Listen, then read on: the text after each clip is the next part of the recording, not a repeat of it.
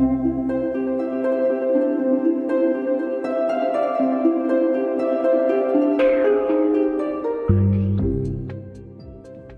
everybody, and welcome to episode 491 of the Juicebox Podcast.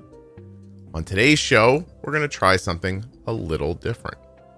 Jenny's here to start a new series with me called Variables. When the episode begins, I'll explain to you how we kind of came up with this and where we got the variables from.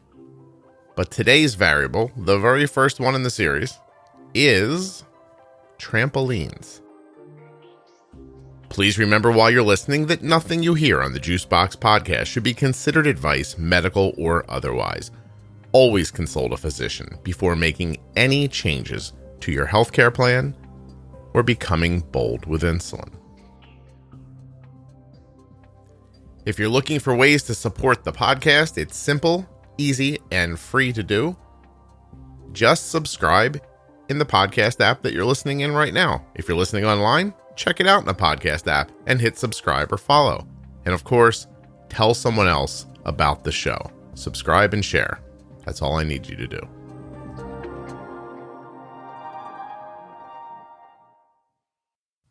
While there are no ads on this episode, I do want to remind you of the sponsors that support the podcast.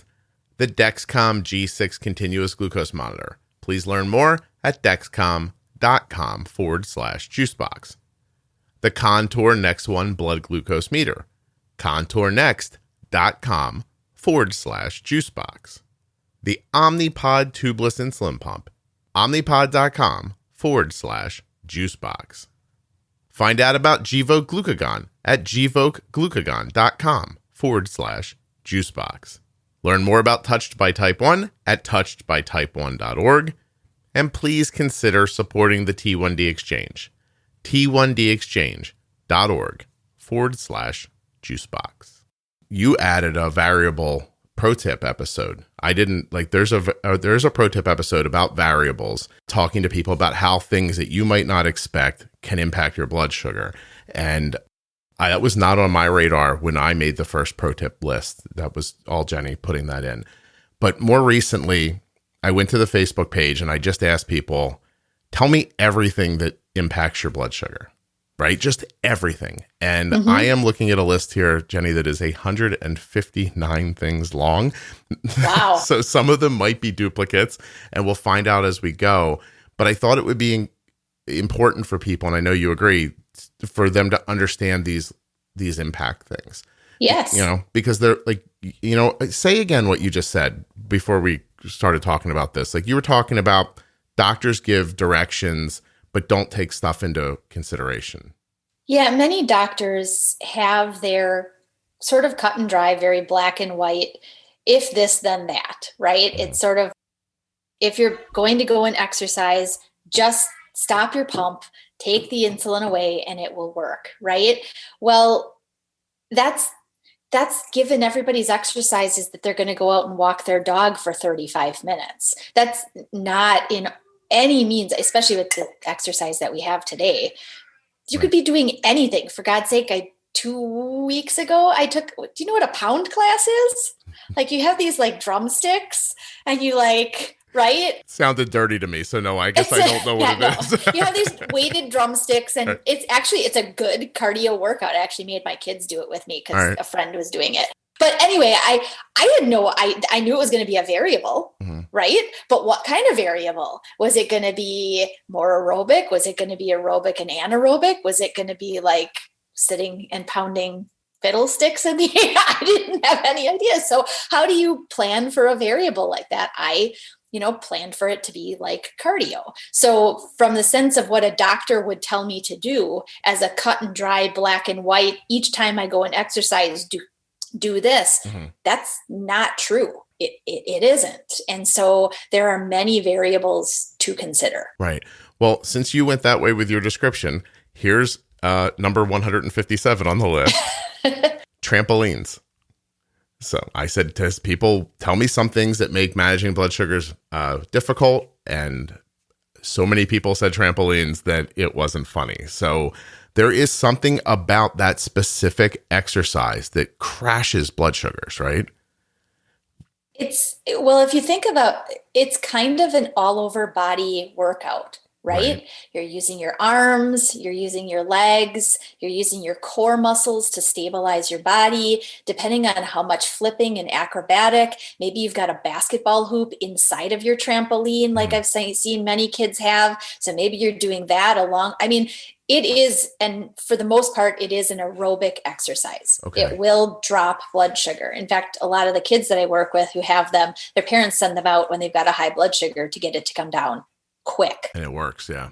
And it works. So, in the case of that, typically it's insulin adjustment if you know it's coming. Right. And with kids, oftentimes exercise is so sporadic that you can't. So then you just have to use extra carbs or sort of ahead of time coverage carbs as they're heading out to accommodate for the expected drop. Yeah, I guess even like knowing ahead of time, it's such a violent drop that you see for a lot of people that even taking basal away and doing a really proper job of having that basal create a deficit over top of the trampoline, I don't even know if it would work, right? No. And I think a lot of times too for kiddos, because they're eating so frequently, a meal, maybe a snack, maybe another meal, maybe a snack, and then another snack. And then, my friends want me to go over to the trampoline and play with them. And parents are like, oh my gosh, there's 3 units of insulin on board. Right?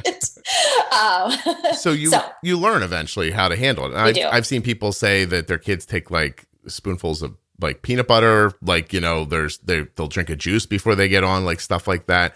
But that's just one of those examples of it's way more impactful than even somebody who's willing or who understands that activity impacts blood sugars. Like it's just at a magnitude that is crazy. It is. It really is. And I think in all the variables, I think the other really big thing that's kind of a consistent across the board is now that we have trending on glucose monitors, it's where are you? Where are you sitting? Right. Because coming into any variable setting, whether it's exercise or whatnot, you have to know where you are or where it looks like you're heading, because that's also going to impact how much or how little you adjust. Right. Yeah, like if you just messed up a meal spike and it's starting to spike, you might be able to bounce in there for free because you don't have enough insulin to begin with.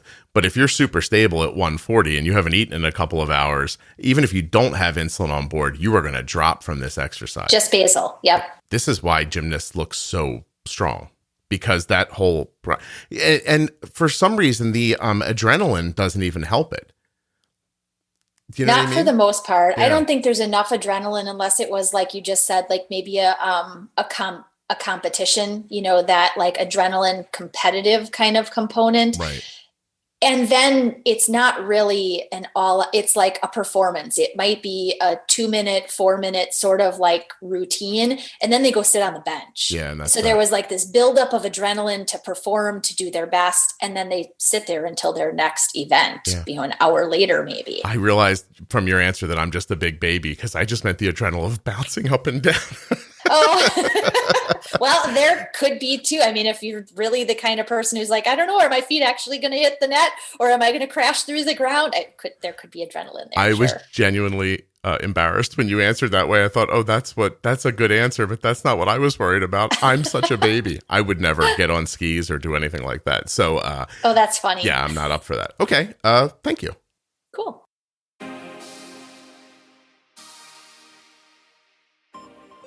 First, I'd like to thank Jenny as always, and I'd like to thank everyone in the private Facebook group for compiling the list of variables that impact diabetes that you're going to hear moving forward.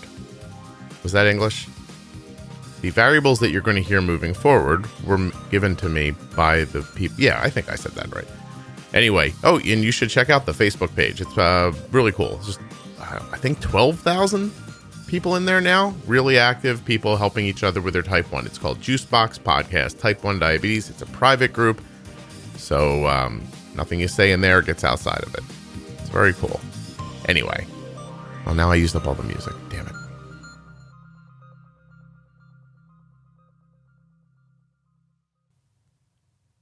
I want to tell you more about Jenny, but before I do, I want to tell you that this is the first in the variable series. There are going to be, as you heard, a lot more. Jenny and I doing short descriptions of the variables that were brought up by listeners. And of course, if you're interested in learning more about what Jenny does for a living, you can check her out at integrateddiabetes.com. I'm incredibly excited about this series. In my mind, it's sort of like the defining diabetes episodes, but instead of terms, these are going to be the pitfalls that kind of impact diabetes that you might not know to look for. Trampolines was just an obvious place to start. There's so much more coming. I'll talk to you soon.